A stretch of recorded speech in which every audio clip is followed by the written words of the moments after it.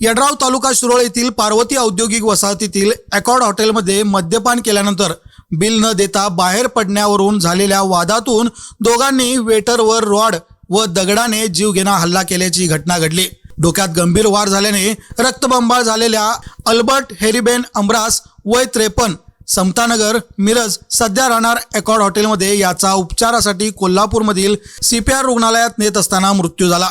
या प्रकरणातील 2 संशयितांची नावे निष्पन्न झाली असून त्यांचा शोध शहापूर पोलिसांकडून सुरू आहे।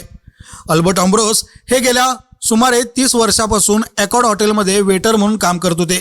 शनिवारी रात्री 2 ग्राहकांनी हॉटेलमध्ये मद्यपान केले। त्यानंतर दोघेही बिल न देता हॉटेलमधून बाहेर पडण्याचा प्रयत्न करत असताना अल्बर्ट यांनी त्यांना बिल देण्यास सांगितले। त्यावरून त्यांच्यात वाद झाला। वादानंतर दोघेही हॉटेलच्या बाहेर गेले। मात्र काही वेळाने त्यापैकी एक जण पुन्हा हॉटेलमध्ये आला। त्याने अल्बर्ट यांच्या डोक्यात लोखंडी रॉडने अचानक जोरदार हल्ला केला। या हल्ल्यात अल्बर्ट गंभीर जखमी होऊन खाली कोसळला।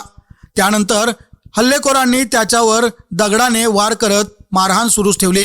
अचानक झालेल्या या हल्ल्यामुळे हॉटेलमध्ये एकच खळबळ उडाली। अल्बर्ट याच्यावर हल्ला होत असल्याचे पाहून हॉटेलमधील अन्य वेटर त्याला वाचवण्यासाठी धावले। यावेळी हल्लेखोरांनी त्यांनाही मारहाण केली।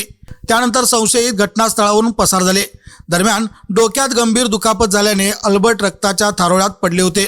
त्यांना तातडीने इचलकरंजीतील IGM रुग्णालयात उपचारासाठी दाखल करण्यात आले। मात्र प्रकृती गंभीर झाल्याने त्यांना पुढील उपचारासाठी खासगी रुग्णालयात हलविण्यात आले। प्रकृती सुधारणा न झाल्याने कोल्हापुरातील CPR रुग्णालयात हलविण्यात आले। याच दरम्यान त्यांचा मृत्यू झाला। घटनेची माहिती मिळताच शहापूर पोलिसांनी घटनास्थळी धाव घेतली। हॉटेलमधील कर्मचाऱ्यांकडून घटनेची माहिती घेण्यात येत आहे। हॉटेलमधील CCTV कॅमेऱ्यात वेटर अल्बर्ट अम्ब्रोस याच्यावर झालेल्या हल्ल्याचा घटनाक्रम कैद झाला आहे।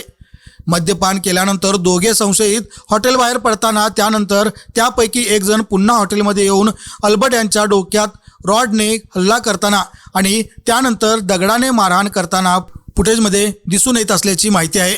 हल्ल्यानंतर संशयित घटनास्थळावरून पसार झाले। या CCTV फुटेजच्या आधारे शहापूर पोलिसांकडून संशयितांचा शोध घेतला जात आहे।